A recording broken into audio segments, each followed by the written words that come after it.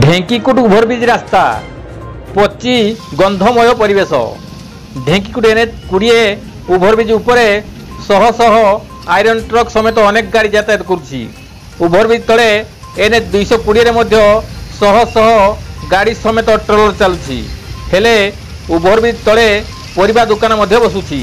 एने पानी जमी और पचासड़ा जिनिस पड़ी पची गंधमय परिवेश सृष्टि होइची।